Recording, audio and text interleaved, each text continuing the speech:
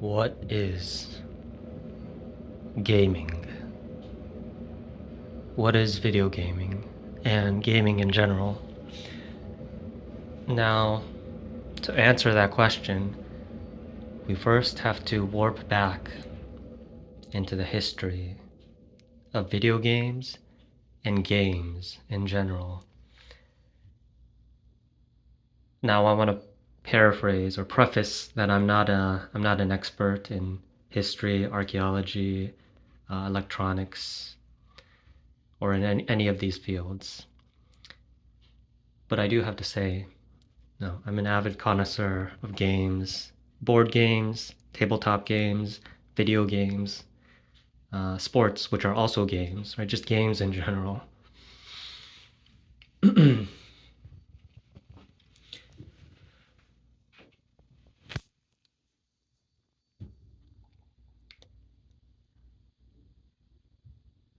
I guess an even more succinct way of putting it all together is play. And play is one of the most important things humans that we do as people. You can look on Wikipedia, which isn't 100% accurate, but about the history of games. We've had games for millennia. I think some of the very first games were inspired by luck, like rolling dice, or even fortune telling, or all of these, shall I say, oracles, prophecies, seers, all of these things to do with luck are also a sort of game that we play. And in truth, if we really expand the definition of game and play, probably play is older than culture itself. Because unlike culture, which requires social organization, and not just social organization, but social organization across time,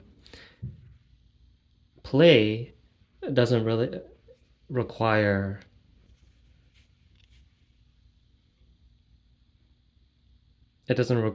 discrete organization. It does require, playfulness does require some sort of organization, right? When kids are playing together on a playground, or if they're making, like an imaginary game, it requires, coordination, cooperation between the kids, right? But it doesn't require the same amount of investment as a culture, which is much more stable, right? Even dogs, right? Dogs, cats, they play, right? We don't consider dogs to have culture. Maybe they do. Cats are very cultured, though. Cats are very cultured. Um, but they play, right? Dogs are playful. Cats are playful, right? Even without culture. So in that very sense, play is probably the foundation of culture, of everything we do as human beings, right? It is really what it means to be a human being, to play. Um, I am kind of borrowing ideas about Homo ludens, which is Homo, man that plays, right? We're a playful bunch. I wanted to talk about this because I've been having some sort of like premonition of, after my whole life experience of playing video games, playing board games, playing games at school and on the playground. You know, what does it all point to?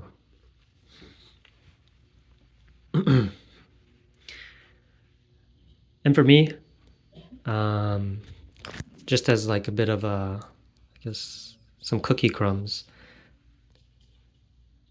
Well, the conclusion that I came up with is that games are really the way to experience life.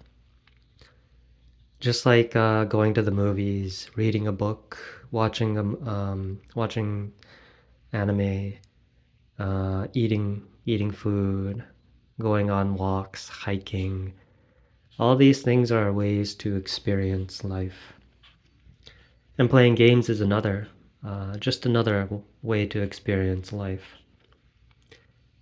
And for me, games aren't really there to replace life, right? They are life. Like, just like talking with my friends, or just like watching the sunset or sunrise, right? It's another way to experience life.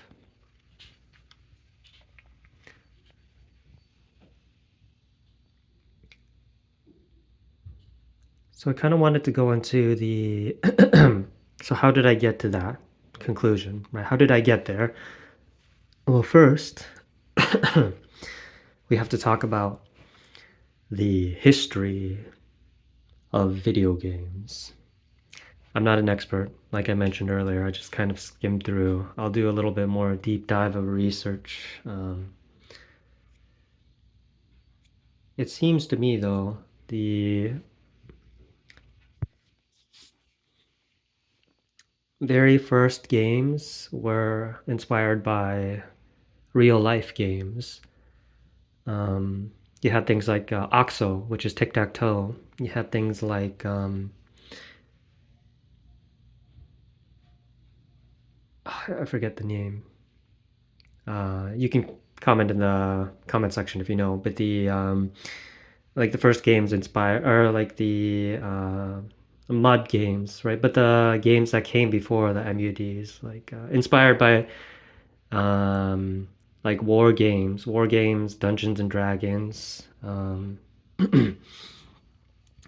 All of these very first video games were inspired by real life board games, war games, role playing games.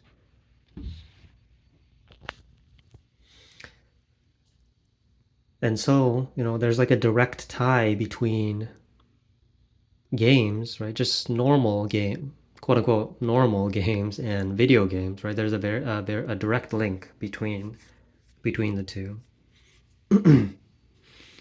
Simultaneously, there also was a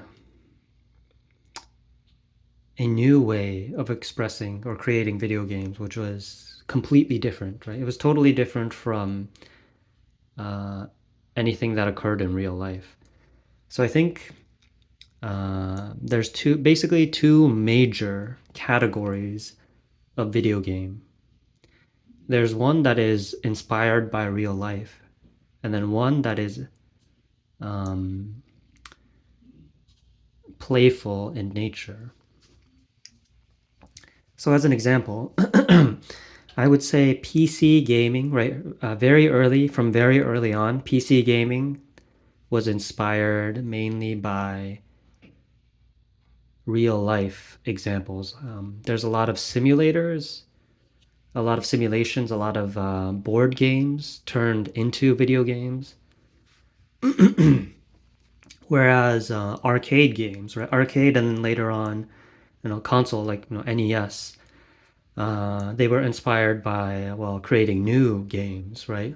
Like Pong, it's inspired by tennis or ping pong, um, but it's not rooted in tennis, right? It's not mechanically the same.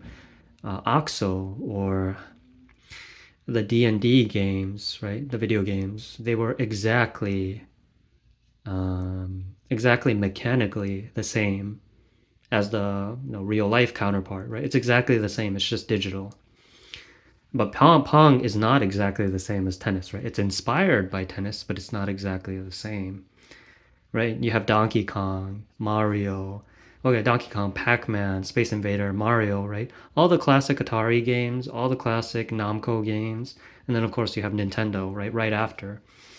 All these games they're inspired ish by real life, right? But they're totally different, right? They're not a board game. they're not a real life sim, right? They're totally different. It's not even a game.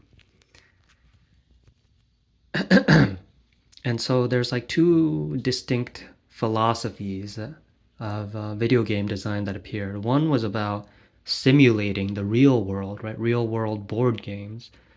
And then eventually, we have like Microsoft Flight Simulator. We have The Sims, right? City. We have like Roller Coaster Tycoon, Sim Cities, right? We have more and more and more realistic Sims. And the other design philosophy was creating just totally different new mechanics, right? What does it mean to be a game, a video game? So there's almost like a branching of two philosophies of games. We still have that philosophy today, right? PC gaming, which you know, Steam, GOG, a lot of it's open world. A lot of it is immersive, VR, 4K, ray tracing, right? It's all about simulating the real world, right? Real world physics, collisions, interactions, right?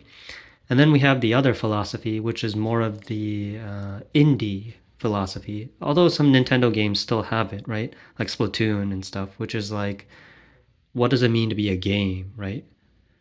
Instead of simulating the real world, there are physics, of course, but instead of simulation, it's more like, what's a new way to game, right? What's a new mechanic that doesn't appear in real life, right? It's like inventing a new board game. So there's kind of like a split in philosophy, even today, with those uh, two branches, right? The immersion, the simulation philosophy versus the playfulness, the what I would really call the true games, right? Because as I said earlier, what is it? What does it really mean to be a game? A game is a game, right? It's fun. It's fun. It's it's a way to experience. It's a new way to experience life, right? It's a new way to interact with people. That's what a game is to me personally. A game for me never has and never will replace life because game is life. Because life is playful, right? Games were never meant to replace, reality, right? We were never meant to, simulate reality using VR and AR and deep dive, full dive, neural link, because games are life, right? It's what it means to be a human. Games are what it means to be a human. That playfulness, we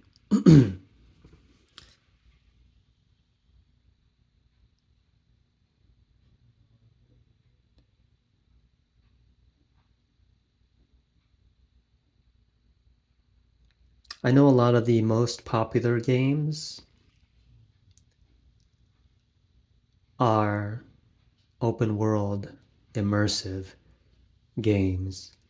Skyrim, Red Dead Redemption, GTA, Fallout, Witcher, Breath of the Wild. All of these open world immersive games. And I love open world immersive games. I absolutely love VR, immersion, beautifully crafted worlds. The soul of gaming, though, lies in creating new ways to interact with the world. That's where the soul of gaming lies in. So, to take like an example, before somebody invented the piano, I'm not sure who, there was no pianist, right? Because there was no piano. You couldn't be a pianist if there was no piano, unless you time traveled.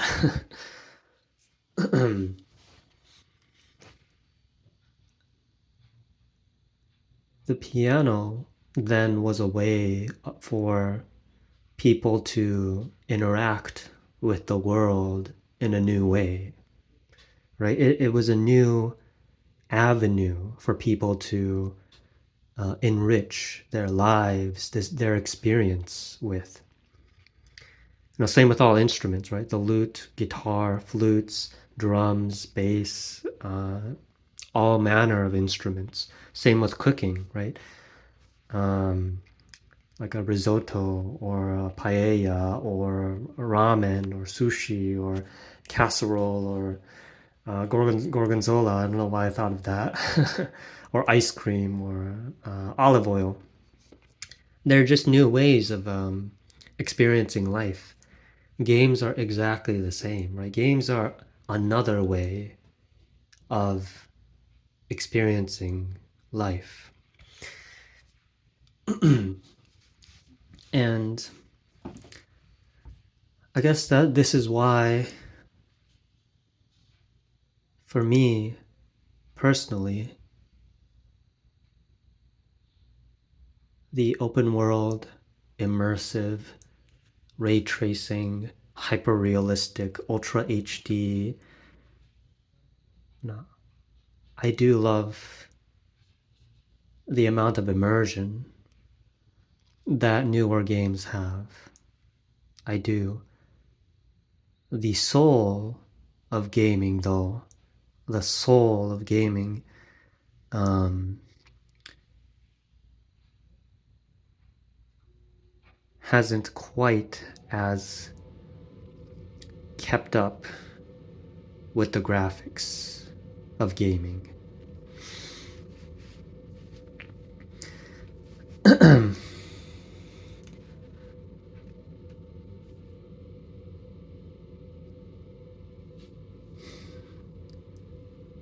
A lot of the mechanically interesting, creatively inspired games with like new perspectives of looking at things, a lot of them do come from the indie gaming development community. Perhaps that's why I really enjoy indie gaming a lot.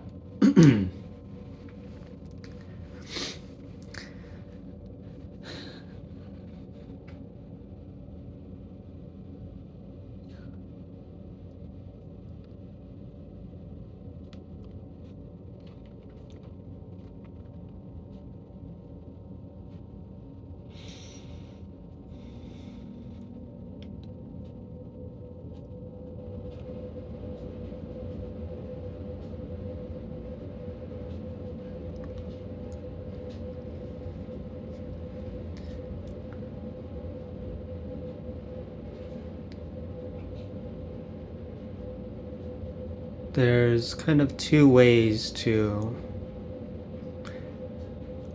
look at media entertainment. Now, whenever I see like a top 10 best films of all time, top 100 best video games of all time, top 50 best cuisines of all time, right? Whenever I see these lists, well, they're interesting.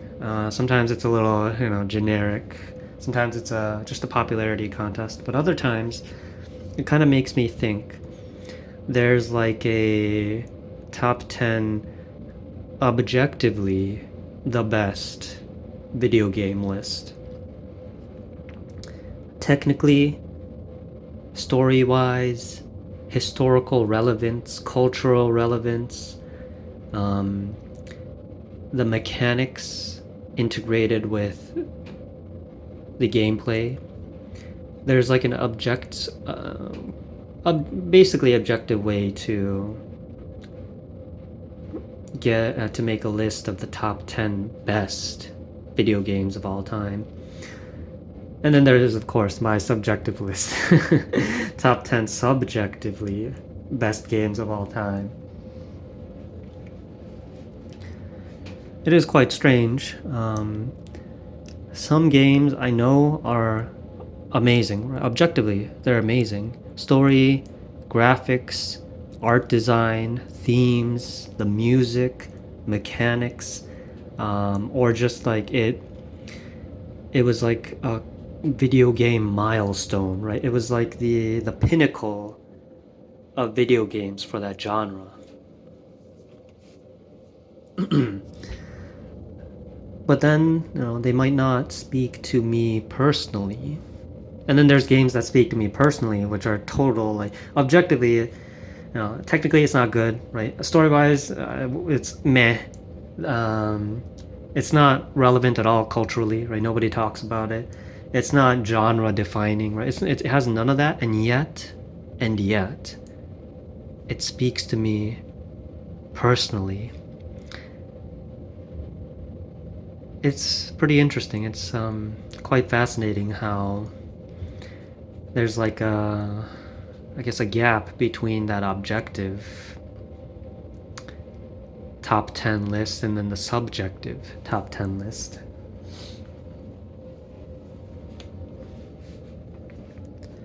Though sometimes they do overlap, sometimes.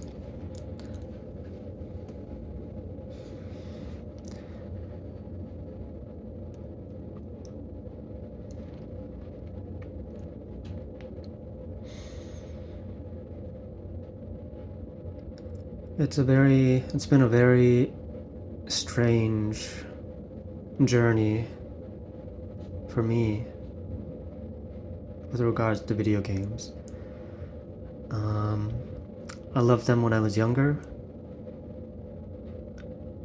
and then I grew out of them a little bit as I got as a teen, and then I got back into them, playing multiplayer and competitive, and then I got out of them for like school, college, and then I got back in afterwards, and then I got back out. I was like, I have taxes to pay. I have work. I have right all these things, and then now I got back into it, and then it's like a back and forth, back and forth, back and forth, back and forth, and I think that's a good rhythm.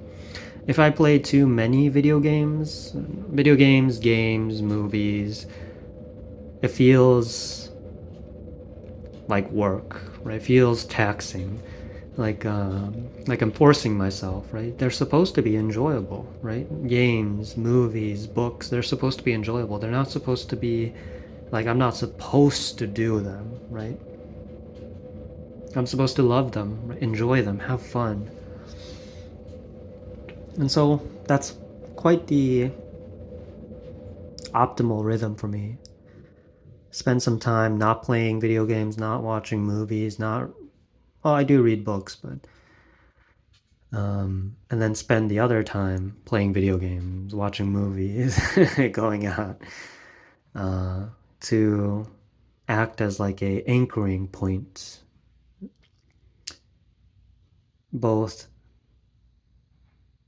enjoying, appreciating culture and art and our humanity, and also um, relishing in new experiences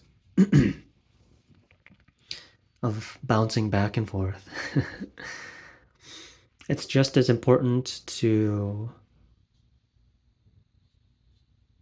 experience culture as it is to experience non-culture, which is nature usually. Although nature is very cultured indeed.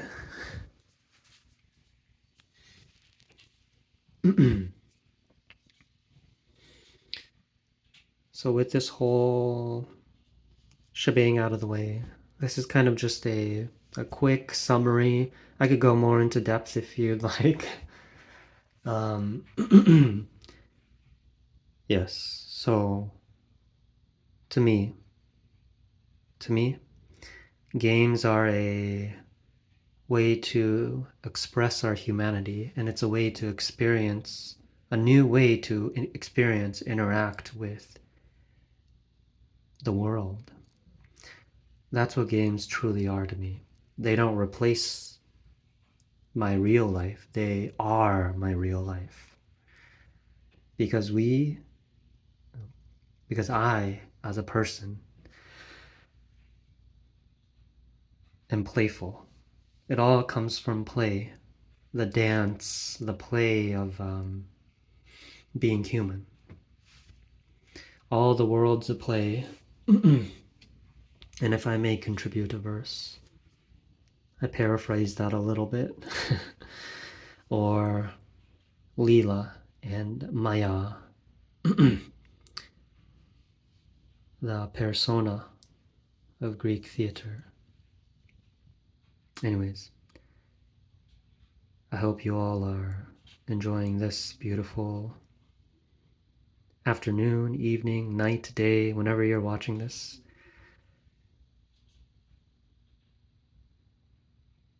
And have a playful, very playful time.